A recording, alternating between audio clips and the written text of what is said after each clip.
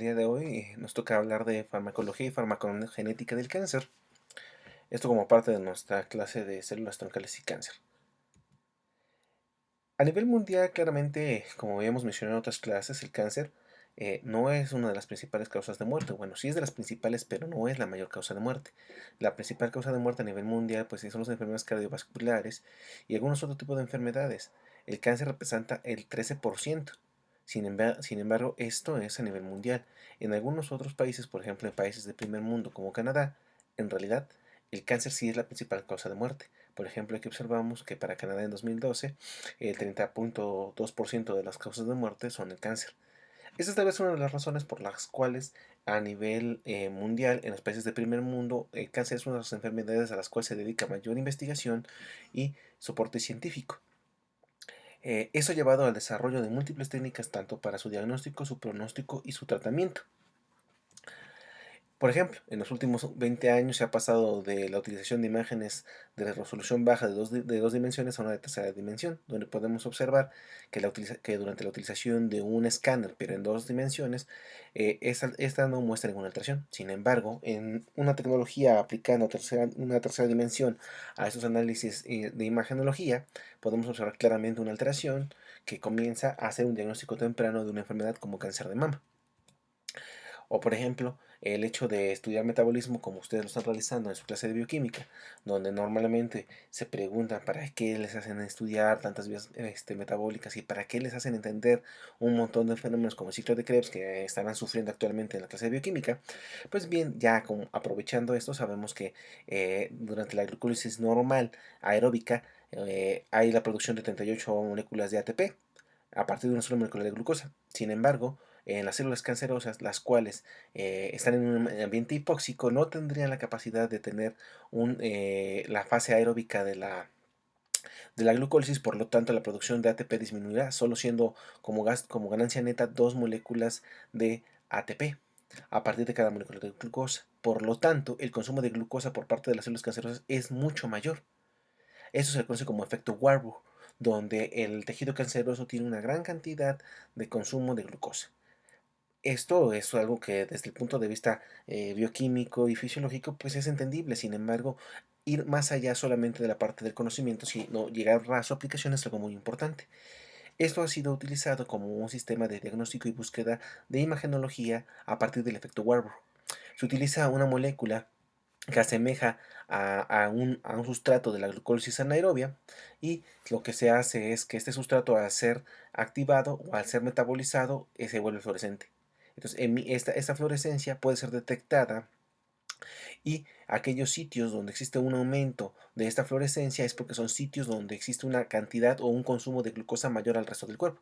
Por ejemplo, pueden observar que durante esta prueba de imagenología pues no existe saber dónde está un tumor, pero cuando se aplica este tipo de sustratos que responden a la actividad de glucólisis, y debido a que, como ya vimos, el tejido canceroso va a consumir más glucosa, la intensidad de esta radiación, de esta emisión, va a ser mucho más intensa en aquellos tejidos que consumen más ATP, por lo tanto, más glucosa, perdón, y por lo tanto, a estos sitios serán aquellos donde se encuentran los tumores. Esto permite detectar tumores mucho más pequeños, detectar los metástasis mucho más temprano, y es la aplicación del conocimiento bioquímico al diagnóstico real del paciente. Y esa es la razón por la cual sus profesores pues, se preocupan por el hecho de que comprendan fenómenos bioquímicos que sabemos que les aburre o que se les es difícil, pero no es gratuito. Tiene un efecto a largo plazo. Ahora, otro de las grandes búsquedas en la parte del estudio del cáncer es el estudio de marcadores. HER2 es un marcador que es estudiado en cáncer de mama. Digamos que este receptor, como hemos visto en otras materias y en esta misma, el receptor se encuentra en la superficie de una célula, y este es capaz de recibir una señal. En el caso de HER2 es este receptor, y cuando se une a su ligando, este le induce una señal que le dice a la célula que se divida. Pero normalmente se tiene una expresión muy baja de este receptor, porque no requerimos que las células se dividan tan rápido, en realidad se dividen muy lento. En el caso de algunos cánceres, en el caso del cáncer de mama, en algunos pacientes existe una sobreexpresión de HER2, es decir, normalmente tenemos 1, 2, 3, 4, 5, 6, 7 moléculas de HER2. En este caso tenemos la expresión de miles de veces, miles de veces este receptor en la superficie. Mientras que esta señal le mandaba una vez por hora que se dividiera, esta es ahora 1000 veces por hora o 10.000 veces por hora, lo que hace que esta célula se divida muy rápido y por lo tanto existe un excedente de división celular y se forma un tumor. Este, por lo tanto, es un marcador que se utiliza en el estudio de cáncer. Como había mencionado, normalmente uno, dos, tres o cuatro receptores mandan una señal al núcleo que le dicen que se divida, que crezca. Pero eso lo hace normalmente, pero a un ritmo muy bajo. Ahora, ¿qué pasa si tiene ahora 500 personas, 500 receptores diciéndole que tiene que hacer algo? Es algo más o menos con lo que está ocurriendo con ustedes en ese momento con las clases en línea. Normalmente tenían uno, dos, tres, cuatro profesores diciéndoles que tienen actividades y los veían una vez a la semana o dos. Ahora tienen un montón de señales de un montón de profesores con un montón de plataformas que los están sobreestimulando y eso va a generar problemas. Eh, Aquí en este caso, esta señal le dice que se divida. Ahora se divide más intensamente y esto comienza el tumor. Hay tumores que son HER positivos y por lo tanto lo que se ha utilizado es justamente utilizar fármacos que actúen en contra de HER2. Aquellos tumores que resultan tener elevada la expresión de HER2 pues pueden ser tratados eliminando esta vía. ¿Cómo se hace? Por ejemplo, se utiliza algún fármaco que inhibe la señal río abajo. Ustedes recordarán de sus clases de otras materias que existen vías de señalización. El receptor se une a su ligando y esto genera un cambio, transforma, este genera una señal que le pega a una proteína, esta le pega a otra, esta le pega a otra y esta genera un cambio en la célula. Estas cascadas de señalización lo que hacen también es conocidas como guerras de fosforilación. Este receptor, al conocer a su ligando, se autofosforila y como alguien le pegó, él no se puede quedar con el golpe y le pega a alguien que está al lado. Este no se queda con el golpe y le pega al siguiente, este al siguiente, este al siguiente, hasta que uno de estos entra al núcleo y le dice a la célula que se divida. Por lo tanto, se han buscado fármacos que inhiban esta señal de HER2. También se han utilizado, por ejemplo, anticuerpos. Anticuerpos que reconocen HER2. Entonces, esos anticuerpos, ustedes ya, los que llevan clase de inmunología o ya elevaron, saben que los anticuerpos se producen en contra de moléculas extrañas. Pues en este caso se hace un anticuerpo que es capaz de reconocer a HER2. Este anticuerpo bloquea, como ven aquí la señal, la cubre, ya no es capaz de unirse al ligando. Por lo tanto, aunque el ligando esté presente sobre las células de cáncer de mama, este receptor no puede recibir al ligando, por lo tanto no hay señal, por lo tanto no hay proliferación. Y así se puede regular el crecimiento del tumor. Por ejemplo, en este caso, este fármaco se llama trastuzumab y este es un anticuerpo que bloquea los de HER2. Pero existen algunos otros fármacos que son un poquito más complejos. Por ejemplo, esos anticuerpos que son conocidos como balas mágicas. El anticuerpo reconoce fuertemente a HER2, pero lo bloquea. En muchas ocasiones puede no bloquear al total de los receptores sobre la superficie de la célula y esto permite que la célula siga proliferando. ¿Cuál ha sido la solución? Pues pegarle al anticuerpo un citotóxico, un quimioterapéutico. La quimioterapia funciona porque lo que hace es eliminar las células que están alteradas, pero le pega a todas las células del cuerpo, incluyendo las que no están cancerosas. Por lo tanto, y muchas veces se genera más daño a otros tejidos y no solo al tejido específico. ¿Cómo hacer que esta bala sea una bala de un francotirador que mate solo a la célula cancerosa y no mate a las demás? Esto ha sido una gran búsqueda durante muchos años. ¿Y cómo le hacen para hacer que ahora sea un francotirador? Pues bien, el citotóxico lo pegan al anticuerpo y el anticuerpo va a acercar este citotóxico solamente a la célula cancerosa, que es HER2 positivos, y no a las demás células del cuerpo. Ahora, esos fármacos que veremos a lo largo de la plática, vamos a ver que actúan de diferente manera. Y el problema a nivel mundial es que no todos los fármacos funcionan de manera igual en toda la población. Es decir, nos hemos empezado a dar cuenta que en realidad las drogas no funcionan de la misma manera en todas las personas. Seguramente habrá entre ustedes personas que consumen algún analgésico, aspirina, y a algunos les funciona más rápido, a algunos les funciona más lento y a algunos no les funciona. Y eso reduciéndonos a los fármacos más sencillos. Existen diferentes fármacos que actúan de maneras distintas e incluso hay drogas que la misma droga en una población puede resultar benéfica y tener un efecto tratando la enfermedad por la cual se está dando. Pero en algunos pacientes pueden no tener ningún efecto, no tener el efecto que nosotros necesitamos y en algunos otros casos puede tener un efecto tóxico y de generar la muerte de los pacientes. Y esto se ha observado en diferentes pacientes, ¿no? Hay diferentes hechos históricos que han mostrado esto. Por ejemplo, diferentes fármacos utilizados, por ejemplo, para dislipidemia, los cuales, si los agregamos, si se los damos a un paciente de raza blanca, tienen un efecto correcto. Pero si se los damos a un paciente de raza negra, este no va a tener efecto sobre él. Esto es un ejemplo real. Durante una época hubo en Estados Unidos algunos problemas donde se daba un fármaco diferente para la gente afrodescendiente y para los blancos. La gente afrodescendiente comenzó a pensar que esto era discriminación y pedían y exigían a sus médicos drogas para blancos. En realidad esto no se daba por discriminación, sino simplemente es que la droga que se le daba a la gente blanca tenía efecto bueno en ellos, pero no tenía ningún efecto en bajar los niveles de lípidos en circulación en pacientes afrodescendientes, por lo cual se utilizaba una droga distinta.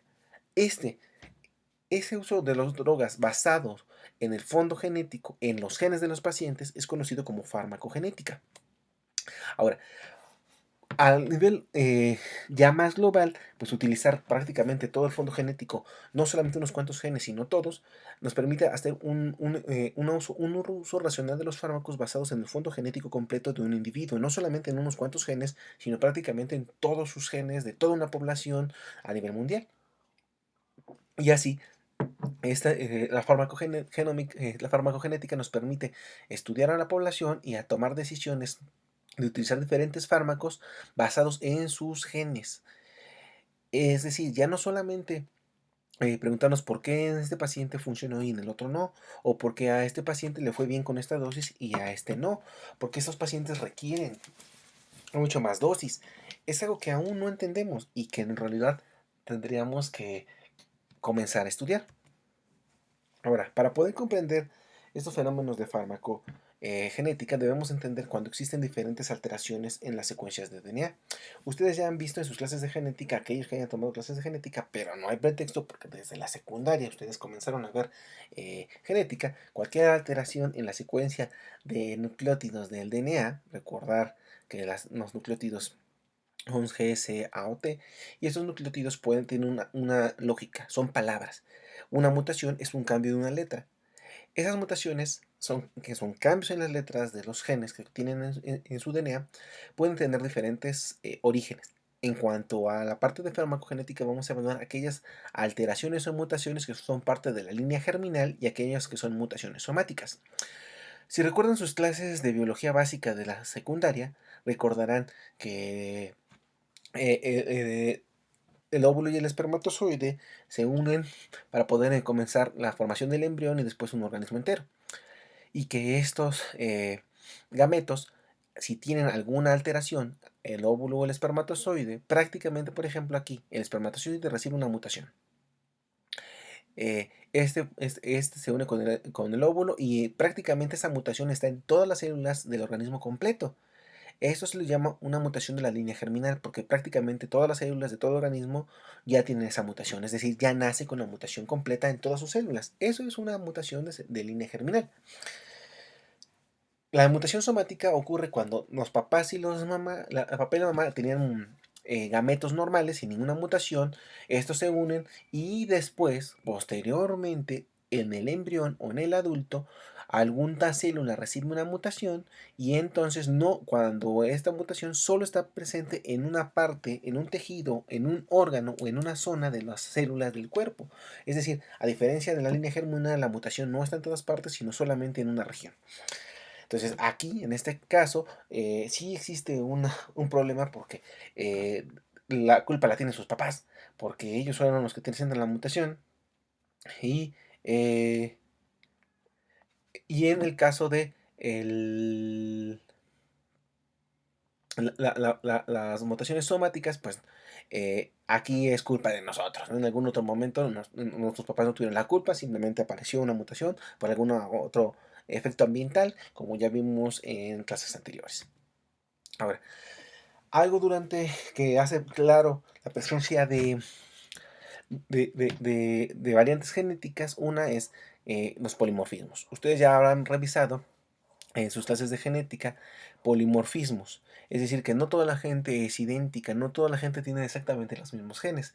Si ustedes recordarán sus clases de genética y prácticamente cualquier documental que revisen en la actualidad y video de YouTube, nosotros compartimos un 99.9% de los genes con cualquier individuo de este planeta.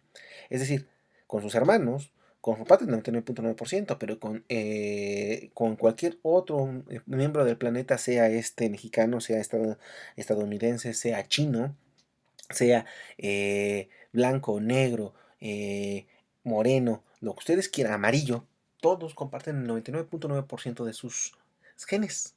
Ese es un 99.9% idénticos a cualquier individuo del planeta. Esto es algo bastante increíble porque prácticamente entonces lo que nos dice la genética es que prácticamente todos los seres humanos sobre este mundo somos casi hermanos. Ahora, esto no es tan sorprendente porque compartimos el 99% con los monos, cualquier prácticamente mono, 99% idéntico a ustedes. A una mosca, 70%. A la mosca de la fruta, 70%. A un plátano, 50% idénticos. Entonces, prácticamente lo que nos dice la genética es que todos los seres vivos sobre el planeta somos hermanos. Ahora, ¿dónde están las diferencias? Porque claramente, aunque yo comparto el 99.9% con un chino, claramente no tengo los ojos iguales, no los ojos rasgados, ni color de piel. ¿Qué hace? ¿Qué me hace diferente? Bueno, pues de ese 0.1%, ¿dónde está? Ese 0.1% es el que nos hace diferentes entre nosotros. ¿Y dónde está ese 0.1%? Ah, pues justamente está en los polimorfismos. De toda secuencia genética hay pequeñas variantes entre ustedes, versiones. Hay versiones de genes. Justamente esas versiones de genes son polimorfismos. Por ejemplo, todos los que están aquí seguramente están viendo esto, muchos están viendo este video en su celular. Y la mayoría, como somos pobres, pues tenemos un celular con Android. Y Android tiene diferentes versiones. Sí, ciertamente todos tenemos Android, pero algunos tendrán una versión KitKat, otros tendrán la Oreo, otros tendrán alguna otra versión. Y esas son polimorfismos o variantes del Android. Así existen variantes para los genes. Ahora, de estos polimorfismos, tal vez los más famosos actualmente son los SNPs, o polimorfismos de un solo nucleótido. En su nombre llevan su explicación. Por ejemplo, digamos que de aquí, este es el gen que tiene el 95% de la población mundial. Hablemos de un gen, va, la hemoglobina. Digamos que este es el gen, la secuencia genética de la hemoglobina que tienen el 95% de los pacientes de los individuos a nivel mundial. Y la secuencia es sencilla, ¿no? A, C, G, A, T, etc. Y ustedes, esta es la secuencia que tienen todos. Este es el gen que tiene el 95% de la población. Ahora, existe un pequeño porcentaje extraño entre el 5% y el 1% que no tienen esta variante, que tienen esta variante 2. Y observen bien la imagen. ¿Cuál es la única bendita diferencia entre la versión 1 y la versión 2? Pues bien, aquí había un CG y aquí hay un TA. Esta es lo que hace diferente a esta versión. Esta versión solo tiene TA. Entonces, esta es la diferencia entre la versión del 95% y el 5% de la población. Este es un polimorfismo, un SNP, un polimorfismo de un solo nucleótido. Ahora, dirán ustedes, hay un solo nucleótido, ¿y en qué cambia? Bueno, pues entonces, ¿cuál es la diferencia? Digamos que este 95% es una hemoglobina pues regularmente eficiente, con la saturación que ya observaron en hemático, con la capacidad de disociar oxígeno estándar. Pero el 5% es esta hemoglobina, este solo cambio de nucleótido genera un cambio en el aminoácido que hace que esta hemoglobina sea mucho más eficiente para poder liberar oxígeno hacia los tejidos durante fenómenos de estrés. Esto hace que la liberación sea mucho más rápida, mucho más eficiente y más intensa. ¿Qué diferencias habría? Bueno, pues este 5% de la población es capaz de liberar oxígeno a los tejidos mucho más eficientemente durante fenómenos, por ejemplo, de ejercicio intenso. Eso permitiría que estas personas o estos individuos tengan mayor capacidad de hacer ejercicio sin agotarse. Estos son los superdeportistas. Ese 5% correspondería a individuos que tienen una gran capacidad de hacer ejercicio y no se lo han preguntado por qué hay gente que tiene un fondo genético que le permite, que por simplemente existir son más buenos para el ejercicio. Pues bien, ahí tienen una explicación. Y no solamente en eso, remítanse a prácticamente cualquier fenómeno que hayan observado diferencias entre los individuos. Por ejemplo, la mayoría de los velocistas a nivel mundial son jamaiquinos. Y estos jamaiquinos, ¿por qué es así? Porque la mayoría de los jamaiquinos pues son velocistas. Más bien a la inversa, porque la mayoría de los velocitos son jamaiquinos. Pues bien, hace algunos años se descubrió que existe una variante genética, digamos que esta es la miosina, y que resulta que la miosina tiene una variante donde esta miosina le permite una mayor contracción muscular mucho más eficiente. Pues resulta que este SNP, que permite una mejor contracción, está presente en una gran parte de parte de la población jamaiquina. Por eso es lo que los hace que la mayoría sean buenos velocistas y prácticamente hay variantes genéticas para todo lo que se les puede imaginar. Hay genes o variantes genéticas de niños genios, variantes genéticas que están asociados a una mejor capacidad cognitiva, genes que están asociados a mejor resistencia al alcohol. Sí, en serio. ¿No se han preguntado por qué existen compañeritos suyos que se beben dos, tres, cuatro, cinco cervezas, dos tequilas, un mezcal y después siguen de pie y ustedes vuelven nada más la cerveza y se están desmayando? Pues existen variantes genéticas que se han asociado con una mejor resistencia al alcohol. Esas variantes genéticas explican muchas cosas interesantes a nivel mundial, pero lo curioso es que comienzan a explicar fenómenos de exposición y respuesta a los tratamientos. Estas variantes genéticas no solo explican por qué mi compañero resiste más alcohol o por qué mi compañero es bueno corredor y yo no puedo, sino por qué los tratamientos funcionan de manera diferente dependiendo de los pacientes. Vamos a ejemplos. BRCA1 y BRCA2. BRCA, lo van a escuchar. Este gen se encuentra en el cromosoma 17 BRCA1 y tiene diferentes variantes genéticas. Existen variantes que cambian por un solo nucleótido y existen diferentes alteraciones. Lo curioso es que este gen, si está alterado, por ejemplo, el BRCA1 tiene alguna de las mutaciones o variantes genéticas, se tiene un 55 a 65% de probabilidad de tener cáncer de mama. Si se tiene mutado gen BRCA2, se tiene 45% de probabilidad de desarrollar cáncer de mama. Y si tiene BRCA normal, la probabilidad es solo del 12%. Vean cómo una variante genética puede inducir aumentar la probabilidad de que desarrollen una enfermedad como cáncer de mama. Entonces, es claro que la herencia pues es importante, ¿no? O sea, si se tienen padres que ambos son heterocigotos, es decir, tienen una versión buena y una versión mala del gen, una normal y una mutada, hetero, distinto. Entonces tienen variantes distintas, ellos pues pueden funcionar más o menos bien. Sin embargo, habrá pacientes que hereden las dos variantes mutantes de sus papás y estos serán homocigotos. Esos son los que tienen mayor incidencia de cáncer de mama.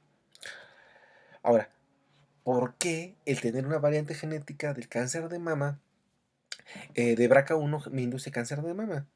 Eh, pues bien, BRCA1 está asociado a mecanismos de reparación.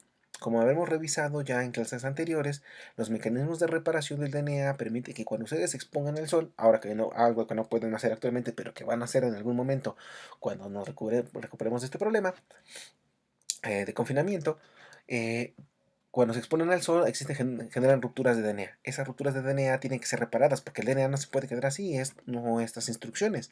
Existen sistemas de reparación como BRCA, que es sistema de reparación por recombinación homóloga, que lo que hace es que una vez que se rompió, pues bien, recuerden, tenemos dos copias. Recuerden que nosotros tenemos nuestro gen y nuestra reposición. Entonces, si se muta uno de ellos, lo que hace ese sistema es pues ver y copiarle a la versión que quedó bien y entonces repara el problema. Imagínense que ahora ustedes este gen no les funciona de manera correcta. Por lo tanto, las mutaciones no serán reparadas. Por lo tanto, las mutaciones se acumulan. Y recuerden que para que ocurra el cáncer deben de acumularse mutaciones, pues justamente la pérdida de este mecanismo de reparación genera que se acumulen diferentes mutaciones que llevan a inducir cáncer. Ahora, la presencia de estas mutaciones se ha asociado con el tratamiento, y actualmente es importante la búsqueda de estas mutaciones para poder llevar a cabo el tratamiento de manera correcta, no solamente para ver la propensión, sino para ver el tratamiento. Uno de los fármacos que han sido utilizados de manera muy común para tratar el cáncer de mama han sido los platinos. Cisplatino, carboplatino, oxaliplatino, y todos en general, como su nombre lo dice, tienen una molécula de platino. Esta molécula de platino es común entre estos fármacos y los van a escuchar en la mayoría en muchos casos de cáncer. Estos platinos actúan entrando al núcleo y dentro de estos generan mutaciones. Este número de mutaciones aumenta de manera exponencial. Entonces los tumores de por sí mutan mucho, pero ahora la mutación es tan grande que ahora la célula pierde la capacidad de ser viable. Es decir, está bien mutar, pero ya mutar a ese nivel mata a las células. Sí, y claramente este cisplatino o estos platinos actúan en todas las células, no solamente en las células cancerosas. Pero ¿por qué entonces solo mata a la célula cancerosa? Pues bien, en una analogía algo burda si quieren, nuestro sistema es, nuestro cuerpo o nuestras células son redundantes. Es decir, tenemos más de un mecanismo que hace exactamente lo mismo, y lo han visto en muchas materias. Tenemos mecanismos, varios mecanismos que hacen lo mismo, varios tejidos que hacen lo mismo, varias moléculas que hacen lo mismo. Y uno pregunta, ¿para qué demonios tengo 4 mecanismos que hacen lo mismo? Que hacen reparar el DNA. ¿Y para qué tengo 4? Pues por si acaso uno de los otros falla. Así funcionan nuestras células. Y en teoría nuestras células reciben esta molécula, reciben mutaciones, pero como tienen 3 o 4 mecanismos que nos permiten reparar, reparan las mutaciones y sobreviven. Y como a nuestras células cancerosas les falta un sistema de reparación, no alcanzan a reparar todas las alteraciones generadas por el platino. Y al final son tantas las mutaciones que esta célula muere. Entonces, otro de los mecanismos que participan en la reparación pues son los sistemas PARP, que es reparación por escisión de bases. Este sistema PARP actúa también en colaboración con BRCA y van a ver en sus clases de genética muchos otros sistemas de reparación. Pero hablaremos de estos dos porque en general están involucrados en el caso de cáncer de mama. ¿Por qué? Porque ese sistema PARP permite que normalmente se pueda utilizar en cotratamiento con la quimioterapia normal, ya que en una célula cancerosa que no tiene BRCA, recuerden está mutado, si yo coloco olaparib y lo que hago es inhibir a PARP. ¿Por qué? Porque cuando yo induzco unas mutaciones lo que busco es que estas se mantengan para que la la célula termine de dejar cubiertas las mutaciones, que se muera porque ya está demasiado mutada. Pues resulta que las células cancerosas tramposamente utilizan otro sistema de reparación. Como no tengo BRCA1, pues uso PARP. Y PARP repara el problema. Y entonces la célula sobrevive y entonces el cáncer continúa. ¿Cuál sería la solución? Pues utilizar un fármaco que inhiba PARP. La célula no tiene BRCA. Le doy el tratamiento con quimioterapia y lo va a reparar PARP. Ah, pues le inhibo PARP. Como le inhibí PARP, ya no hay sistemas que reparen el problema, se rompe el DNA, se mantiene, se inhibe la proliferación y se murió el tumor. Entonces, resulta que ahora hay mecanismos, dependiendo del nivel de mutación, qué es lo que se va a dar de fármacos. Por ejemplo, si el paciente, la célula normal tiene BRCA, entonces no hay problema. Si tiene mutado BRCA, entonces lo que cuando yo le meta el quimioterapéutico, pues entonces va a utilizar PARP y se va a reparar y va a sobrevivir. Entonces, este es un problema, porque aunque está mutado BRCA, si yo le meto el quimioterapéutico, entonces va a usar mecanismos de reparación y va a sobrevivir y la maldita célula cancerosa sobrevive. Ahora, entonces, ¿cuál es el campo de acción? Pues si tiene mutado BRCA, entonces yo le doy el quimioterapéutico, pero aparte le doy olaparib. Este olaparib lo que va a hacer es inhibir a PARP y por lo tanto nadie va a reparar, por lo tanto se van a acumular las mutaciones y la célula va a terminar muriendo. Entonces, hay cotratamientos basados en el fondo genético, por ejemplo en las variantes de BRCA, que nos permiten comprender o actuar de manera racional. ¿Y qué tengo que saber para poder haber desarrollado estos esquemas de tratamiento? Pues bien, conocer algo de genética, conocer vías de reparación de DNA y comprender cómo actuar. Ahora, otro gen que varía mucho a nivel de prácticamente todos los individuos es el HLA o MHC. HLA, antígeno leucocitario humano, y MHC, complejo principal de histocompatibilidad. Esto ya a quienes lo habrán visto en clases de inmuno. Entonces, en clases de inmuno ya vieron que prácticamente todas sus células lo que hacen es mandar una señal de lo que está en su interior. Eso lo logran mediante el MHC. Las células mandan una señal, esto está en mi interior. Por ejemplo, una célula infectada por un virus, sobre este MHC coloca un cachito del virus, y entonces una célula, por ejemplo, un linfocito TCD8, reconoce este MHC y revisa qué hay en su interior. Cuando ve que en su interior está un cacho de virus, esto es un mensaje que le está mandando auxilio, ayúdenme, estoy infectada. Y entonces el linfocito T le ayuda y la mata. Y al matarla, entonces mató a la célula infectada por el virus, y por lo tanto se evita la propagación de la infección. Esto permite entonces que la respuesta inmunológica actúe en contra de células infectadas con un virus y células cancerosas. Vamos al mismo ejemplo. Una célula cancerosa coloca sobre su MHC una molécula que es una proteína mutada, y entonces el linfocito TCD8 reconoce esta molécula mutada y dice: esta no es mía, por lo tanto, ¿qué hay que hacer? Matar a la célula cancerosa. Esta respuesta entonces depende de la presencia de HLA o MHC. Y esta HLA o MHC varía muchísimo, y está presente durante este fenómeno conocido como beso inmunológico o presentación de antígeno. Durante un linfocito T recibe una señal de una célula presentadora que le enseña qué es lo malo, y entonces ese linfocito ahora puede atacar y matar aquello que sea malo. Lo que están observando es conocido como beso inmunológico. No me estoy inventando el nombre, aquellos que ya llevaron inmuno se darán cuenta pues eh, que así es, así se llama, y lo que están viendo prácticamente es una fotografía 3X para linfocitos, donde una célula presentadora de antígeno está enseñando un linfocito T, que es lo malo, mediante el MHC. Ahora, este MHC o HLA tiene varios genes. Hay genes de clase 1, clase 2 y clase 3. Lo que van a ver en inmuno un poquito más prolongado, aquí ahorita no nos vamos a ir mucho. Lo importante es que prácticamente existen tanta cantidad de variantes genéticas de HLA que existe una probabilidad de que ustedes encuentren a alguien con el mismo MHC que ustedes, de cerca de 32 billones a 1. Es decir, necesitarían buscar 32 billones de personas para que encuentren una persona que tenga exactamente el mismo HLA que ustedes. Esto es más difícil que encontrar su pareja perfecta. Entonces tendrán que buscar a otra persona.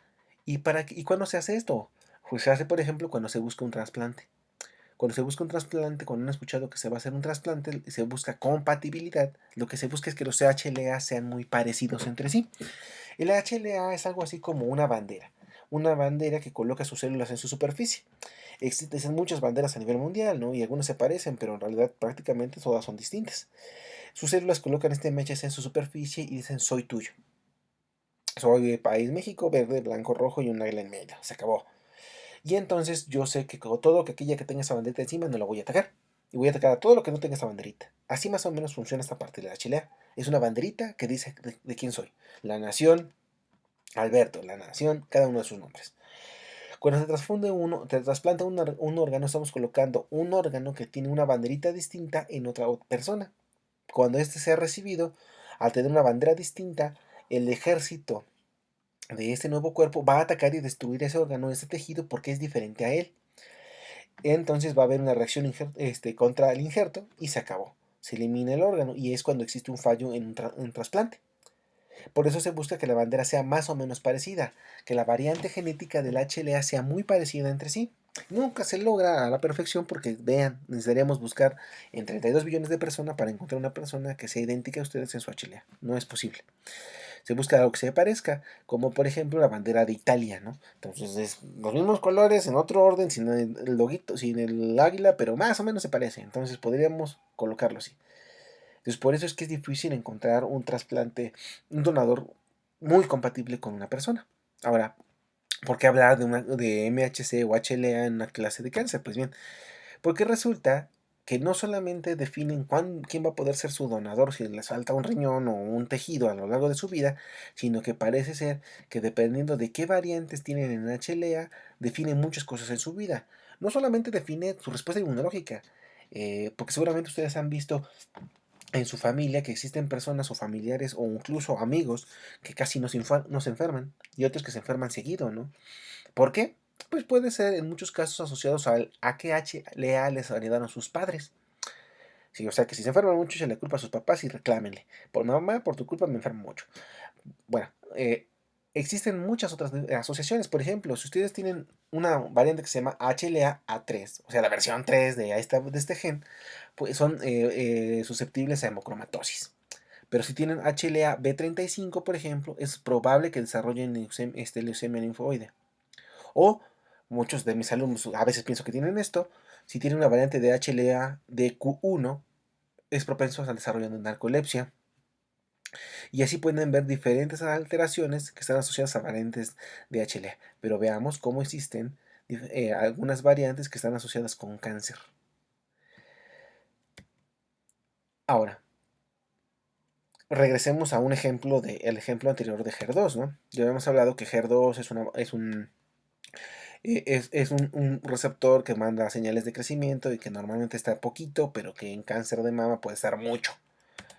Y entonces ya habíamos visto que existen diferentes fármacos que pueden inhibir o la señal que se encuentra para enviar a división celular o algunos anticuerpos que bloquean, ¿no? Por ejemplo, este es un ejemplo. Entonces este fármaco se utiliza para poder inhibir la patinib, la señal de este receptor HER2, y entonces si el paciente tiene aumentado la expresión de HER2 en cáncer de mama o en cáncer de mama metastásico, pues se le da la patinib, se bloquea la señal y el paciente responde. Esos descubrimientos farmacológicos que nos asombran y que son el blanco de muchas de las investigaciones. El problema empieza a verse ahora. Si ustedes tienen cierta variante de HLA-DRB1, entonces pueden tener un riesgo mayor de daño hepático por el consumo de la patinib. Entonces resulta que si ustedes tienen esa variante genética, importan esta variante genética, entonces se acumula el fármaco en mayor incidencia y esto puede generar un daño hepático. Entonces, clásico que se le da un fármaco que tiene un buen efecto contra la enfermedad que se está buscando tratar y resulta que genera un daño colateral, pero que no en todos los pacientes ocurre. Muy bien. Eso que se van a encontrar en la clínica donde dicen, ¿y por qué a este paciente le generó daño hepático si yo esa misma dosis se la di a otro paciente y no le pasó nada? Pues bien, esta es la respuesta. En muchos casos ahí está. No es quién sabe por qué ocurrió, sino eso no sabemos o no hemos leído lo suficiente para entender por qué a los pacientes actúa de manera diferente. Entonces, si yo le iba a dar la patinib porque tenía HER2, pero resulta que si tiene la variante genética HLA-DR21 y con esa variante genética le voy a matar de un daño hepático y no de el cáncer de mama, pues que hay una opción, por ejemplo, tratar con anticuerpos monoclonales que van a poder bloquear a HER2 y entonces ya no hay reseñal de HER2 y por lo tanto pues ya hay una alternativa al tratamiento. Ahora, otro ejemplo de variantes genéticas. Entonces, esta tiapurinasa metiltransferasa es una enzima que se encarga de tomar moléculas, destruirlas e inactivarlas. Estas moléculas que se encargan de inactivar, pues las van a visto en farmacología o las van a ver, y son moléculas que justamente hacen eso, desintoxicarnos. Su cuerpo naturalmente va a buscar una forma de desintoxicarse. ¿Por qué? Porque reciben estímulos del medio externo y entonces lo que tienen que hacer es eliminarlas. Si ustedes consumen cualquier cosa que viene en el medio ambiente, su cuerpo tiene que tener alguna forma de destruirlo y poderlo eliminar. Esas moléculas existen. Desgraciadamente lo que hacen es no solamente actuar contra moléculas dañinas, sino también contra los fármacos que se utilizan para tratar enfermedades. Entonces, cuando entran estas moléculas, estas enzimas lo que hacen es destruirla, inactivarlo y permitir su excreción. Esto permite destruir diferentes moléculas para poder así eh, destruir moléculas extrañas. Ahora, un fármaco, algunos de los fármacos eh, que se utilizan, por ejemplo, contra el cáncer, son aquellos que actúan sobre el DNA. Entonces, por ejemplo, análogos de purinas. Esos análogos de purinas son moléculas que lo que hacen es unirse a la cadena de DNA e inhibir su síntesis. Ustedes ya habrán visto en genética o en biología básica eso de la 3' 5' y que la cadena de DNA tiene un extremo 3' y uno 5'. Y siempre han preguntado por qué 3' y 5'. Digamos que simplemente eh, los nucleótidos del DNA se unen por el carbono 3 y el carbono 5. Tienen dos manitas, el carbono 3 y el carbono 5. Sí, es como sus dos manos, tiene una mano derecha y una mano izquierda. Cuando ustedes les digan se tienen que unir, formar una cadena unidos de las manos, pues siempre se unen de una manita con otra manita. Así funciona el DNA. Tienen una manita 3' y una 5'. La 5' se va a unir a otra 3' y la 3' de antes a otra 5'. Siempre se unen con sus manitas. Entonces los nucleótidos tienen dos manitas, una 3' y una 5'. Y eso permite que el DNA se sintetice, es decir, se pega a una manita, se forma como una cadena, se unen al compañero de al lado y el de al lado al de al lado y el lado al lado. ¿Qué pasa si en algún momento en formar esa filita, esa cadena de personas, uno de los compañeros está manco? Es decir, nomás tiene una manita. Se va a unir a la cadena, pero ya no se va a poder unir a otra persona. Así actúan estos antimetabolitos de las purinas. Son nucleótidos que les arrancamos literalmente una manita. Cuando estos se adhieren a la cadena de ácidos nucleicos, ya no puede unirse ningún nucleótido más. Lo que hace es detener la síntesis de DNA. Y estos fármacos funcionan y se utilizan en diferentes enfermedades. Por ejemplo, la mercaptopurina, la tioguanina, son antimetabolitos de las purinas que bloquean la síntesis de DNA. Se utilizan no solamente en el tratamiento de cáncer, como leucemias, o también se utilizan en diferentes enfermedades como enfermedades inflamatorias intestinales o en artritis reumatoide. ¿Por qué utilizar estas enfermedades? Porque en esos pacientes, por ejemplo, con artritis reumatoide y enfermedad inflamatoria crónica intestinal, existen células que se están dividiendo rápidamente y generan el problema. Las células de la respuesta inmunitaria en estos pacientes se dividen más rápido y generan este fenómeno inflamatorio en las articulaciones o en el intestino. Por lo tanto, si se da un fármaco que inhibe la síntesis de DNA a nivel global, pues estas células no se dividirán tanto y los efectos nocivos sobre el tejido disminuirán. En el caso de los cánceres, las células en una persona con cáncer que más rápido se dividen pues son las células del tumor. Si doy un fármaco que bloquea la síntesis de DNA, estas células dejan de poderse dividir, por lo tanto, la proliferación de estas células disminuye. Y bajo este principio funcionan estos fármacos. Entonces, el problema es que estos fármacos tienen una vía que permite su excreción y su eliminación. Y dependen del TPMT que vimos al inicio. Es decir, no es bueno que tenga el fármaco el efecto todo el tiempo, ¿verdad? Cualquier fármaco que ustedes receten en el futuro no debe actuar de manera permanente, debe tener un tiempo un tiempo en el actúo y después desaparecer. No es bueno que tengamos el efecto durante un largo periodo de tiempo. Y lo que hace la TPMT es degradarlo. Pues resulta que si ustedes tienen ciertas variantes de TMMT, va a haber una respuesta diferente. Pacientes con leucemia linfoblástica aguda que son tratados con 6-mercaptopurina tienen diferentes respuestas basadas en las variantes genéticas que tienen de TPMT. Es decir, dependiendo del gen que de la variante genética de TPMT que ustedes tengan, el tratamiento a la mercaptopurina va a ser distinta. Ahora, veamos el artículo. Implicaciones farmacogenómicas clínicas de variantes genéticas en esta tiopurina metiltransferasa. Entonces existen diferentes variantes, y eso ya lo hemos entendido, ¿no? De TPMT hay variante 1, 2, 3, 3A, 3B, 3C, 3D, 4, 5, 6, 7, 8, es decir, Android 1, Android 2, Android 3, Android, etc. ¿Sí? ¿Se acuerdan de eso? Android 3.1, 3.2, 3.3. Esto es lo mismito. Variantes genéticas del mismo gen, ¿va? Ahora, resulta que si ustedes tienen esta variante genética, TPMT es la más común. Y entonces ustedes van a dar un 6-mercaptopurina, va a actuar de manera normal. Pero si ustedes tienen la variante 2, la 3 o la 3A o la 3C, entonces hay un problema. Si ustedes tienen las dos genes que les heredaron sus papás, son algunas de estas mutantes, o sea que les heredaron, los dos papás les heredaron copias mutantes, entonces solamente se le va a dar del 6 al 10% de la dosis estándar que corresponde de 6 de mercaptopurina, porque si no, les va a generar daño. En cambio, si son heterocigotos, es decir, si solamente uno de los dos papás la regó y tienen una copia buena y una copia mala, entonces se les va a dar el 65% de las dosis estándar. Lo que están viendo aquí es cambios de la dosis de un fármaco basado en los genes. Es decir, aplicación en la realidad de la genética en el tratamiento de los pacientes. Esto de las variantes genéticas funciona más o menos como los celulares. Entonces, ya habíamos visto en alguna otra clase que ustedes tienen dos celulares. Uno se los regaló su papá y uno se los regaló su mamá. Igualito que en sus genes, uno su papá y una mamá.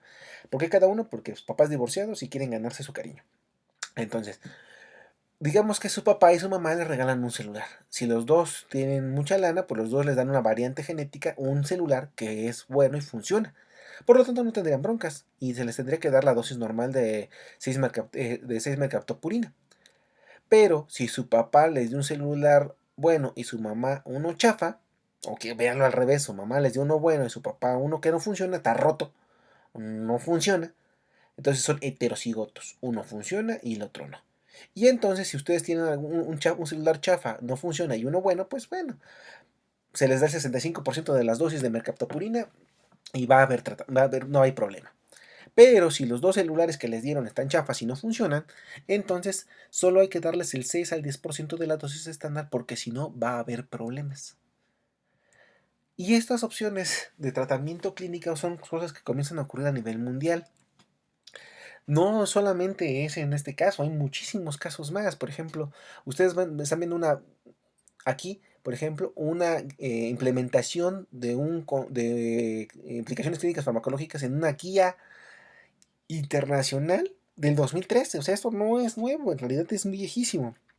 Y lo que están viendo es que existen diferentes variantes genéticas y comienzan a decirles cómo es el comportamiento, cuáles son el fenotipo que va a presentar el paciente, y no solo eso, sino cómo va a haber tratamientos, es decir, cambios en la dosificación o cambios de opciones terapéuticas basados en las variantes genéticas de un gen.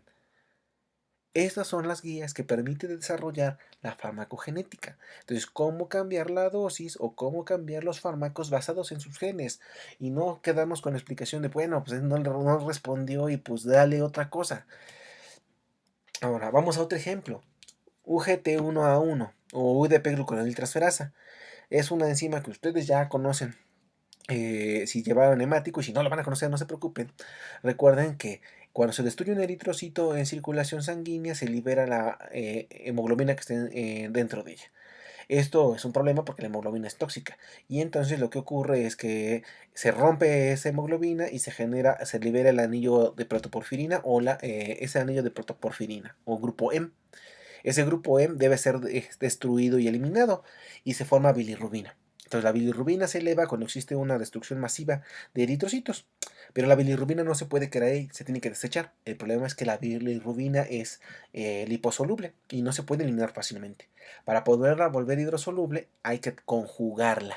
La bilirrubina conjugada es cuando es llevada al hígado y en el hígado la UDP-glucoroniltransferasa le pega a un ácido glucurónico y ahora ya es hidrosoluble.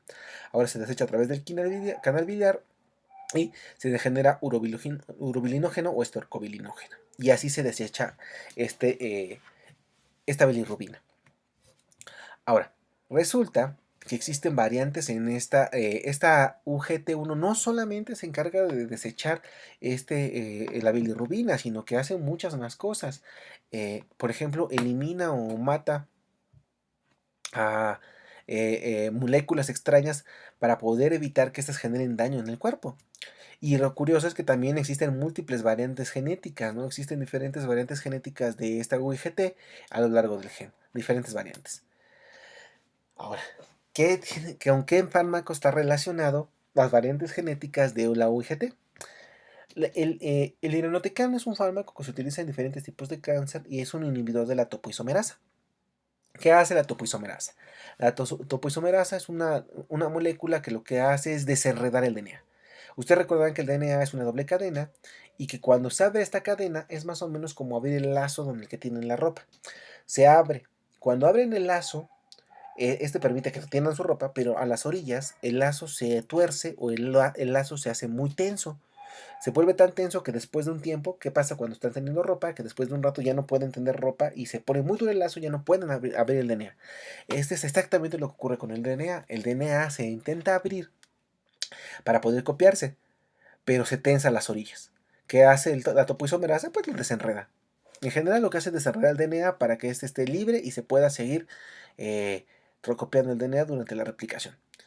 Y entonces lo que se inventó fue un fármaco que se une a la topoisomerasa y como la topoisomerasa ya no se puede desenrollar, el DNA se rompe o ya no hay, se induce apoptosis o ya no hay replicación porque el DNA se queda atascado. Ese fármaco funciona muy bien e los inhibidores de la topoisomerasa son muchos. Y entonces, normalmente, vean, la topoisomerasa lo que hace ir desenrollando el DNA. Vean, aquí se va copiando, tenemos una cadena, esta es otra cadena, y lo que hace durante la síntesis de DNA o la replicación del DNA, pues esta va abriendo el camino para que se pueda copiar. Entonces va abriendo el lazo. ¿Por qué? Pues porque cuando la célula se divide, tiene que heredarle una copia de su genoma. Y entonces la topoisomerasa es fundamental. Si yo la bloqueo, esta ya no abre la cadena y por lo tanto, como nadie abre la cadena, por lo tanto el DNA ya no se replica. Y si no hay replicación del DNA, pues no hay división celular. El fármaco funciona bastante bien. Se usa, por ejemplo, en cáncer de colon. Ahora, el metabolismo del irinotecan depende también no solamente de la UGT1A1, la enzima que vimos a un inicio. Entonces resulta que si ustedes tienen cierta variante de UGT1A1, la variante 28, entonces resulta que el irinotecan puede generar neutropenia, dependiendo de la variante genética. Y la neutropenia es mucho más severa si se tiene esta variante. Y por lo tanto, pues se ha desarrollado una aplicación farmacogenética de esta.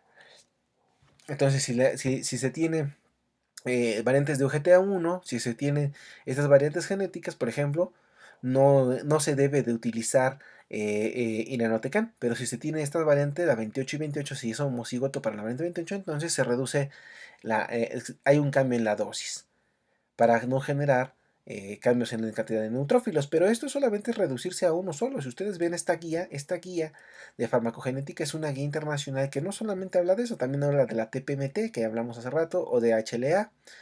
Entonces vean cómo, dependiendo de la variante genética, existe un fármaco que cambia dependiendo de la variante genética y que existen ya decisiones a tomar. Se cambia la dosis, se cambia el fármaco para poder no generar daño o tener una mejor respuesta al tratamiento.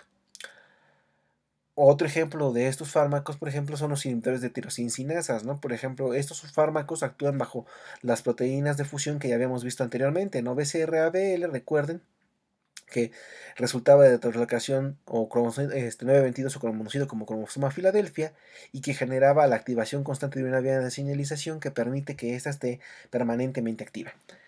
Esa es la estructura. Usa ATP y se pega a substrato y tiene su actividad. Y entonces, ¿qué se ha hecho? Pues se desarrolló un fármaco que se pega en el lugar de sitio de unión de ATP, por lo tanto la enzima se encuentra inactiva y por lo tanto ya no existe actividad de BCR-ABL. Por lo tanto, se disminuye la acción que está justamente generando la leucemia.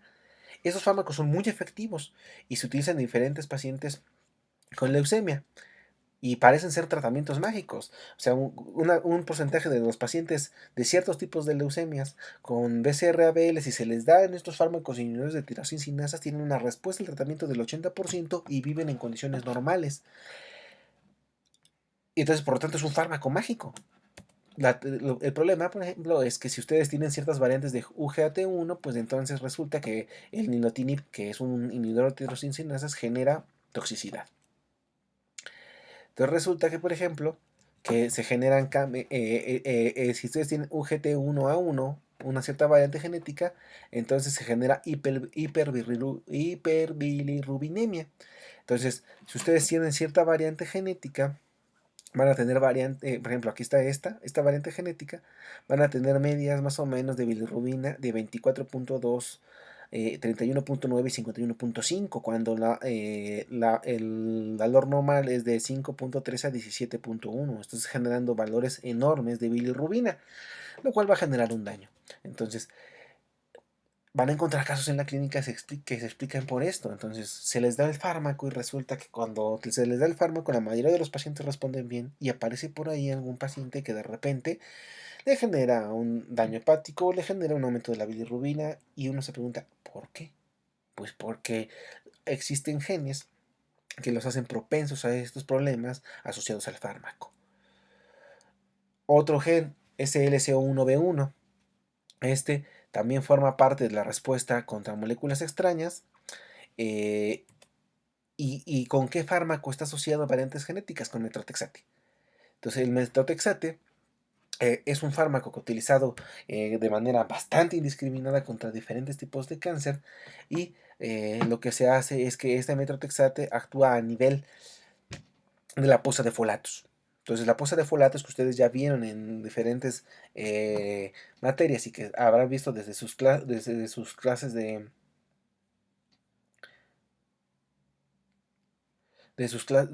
clases de bioquímica o en algunas otras como genética, la posa de folatos es necesaria para la síntesis de ácidos nucleicos, de síntesis de purinas y pirimidinas. Si la posa de folatos desaparece debido a la acción de metrotexate, ya no va a haber síntesis de DNA. Como no hay síntesis de DNA, el tumor deja de crecer.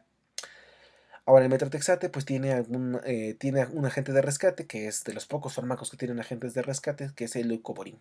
Entonces resulta que si ustedes se pasan del metrotexate, que ya no hay síntesis de DNA, pues dan leucovorin, ¿no?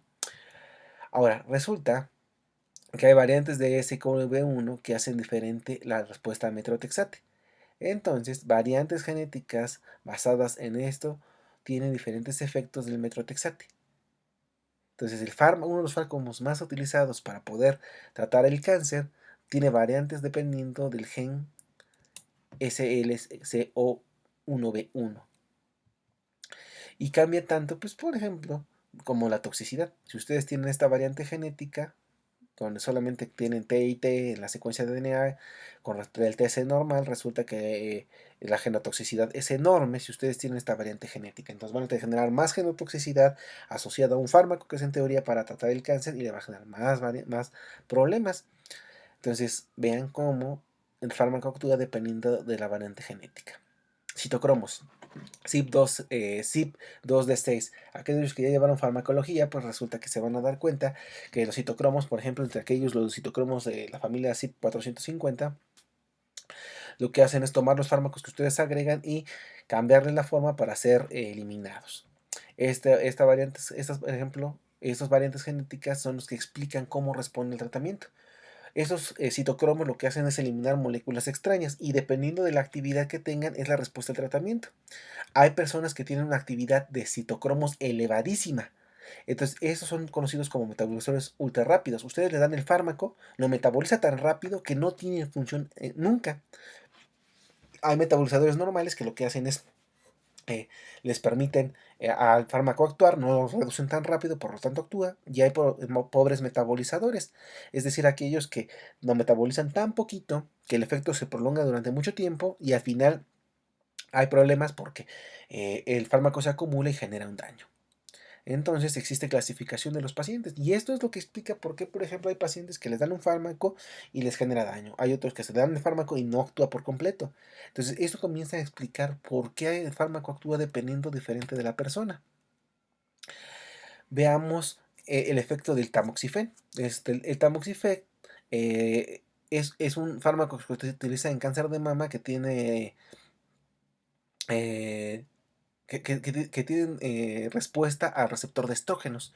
Eso es muy común en cáncer de mama que se inhiba al receptor de estrógenos porque en este tipo de cáncer existe un receptor de estrógenos que depende de la unión al estrógeno y cuando existe el receptor se une a este y este entra a la secuencia de DNA y lee los genes necesarios para la proliferación. Entonces resumamos. Existen ciertos tipos de cáncer de mama, por ejemplo, donde se tienen receptores a estrógenos. Ustedes van a escuchar en la clínica que existen pacientes que son receptores de estrógeno positivos en su cáncer de mama. Cuando esto ocurre, entonces, cuando se une el estrógeno al receptor, esto permite una señal que entra al núcleo y le dice a la célula divídete. Y este es un problema. Entonces, se ha generado un fármaco que inhibe a estos receptores de estrógenos, por lo tanto no hay señal de proliferación, por lo tanto el fármaco actúa de manera muy directa. Entonces un fármaco que va a inhibir, si la paciente responde a receptor de estrógenos, si se le da tamoxifen, va a tener un efecto fantástico y va a responder al tratamiento. Entonces, si ustedes tienen pacientes que son eh, son receptor de estrógeno positivos, entonces se les da el inhibidor y por lo tanto ya se controla la proliferación. Si no lo tienen, pues no son candidatos para el uso de tamoxifen. ¿Cuál es la bronca con estos fármacos? De nuevo, no todo es miel sobre hojuelas cuando se trata de farmacología y en general de medicina. Pues resulta que si ustedes tienen variantes de este CYP2D6, resulta que va a cambiar la respuesta al tratamiento con tamoxifen. Y entonces, actualmente existen una gran cantidad de fármacos que van a cambiar dependiendo de variantes genéticas en genes como HLA, BRCA, TMPT, citocromos, ELCO, UGT1 y esto, algunos de ellos se encuentran ya actualmente en guías internacionales para el tratamiento, algunos están en vía de la búsqueda de esto. Y entonces, actualmente se encuentra en la búsqueda de esto, de a poder aplicar variantes genéticas y cómo ocurre esto en su tratamiento. Tristemente, la mayoría de esas investigaciones están realizadas en fondos genéticos distintos al del mestizo mexicano. Y la idea pues es seguir buscando variantes genéticas que cambien la respuesta al tratamiento y que permitan hacer un cambio de tratamiento de la dosis y que estos tratamientos tengan un efecto mejor para lograr la recuperación del paciente. Entonces, en general podemos ver que el problema cada vez se vuelve más complejo para ustedes porque ahora no solamente es entender que el fármaco cómo actúa para tratar el cáncer, sino que resulta que variantes genéticas asociadas a la herencia, a los padres, pueden generar cambios en el tratamiento que debe recibir un paciente.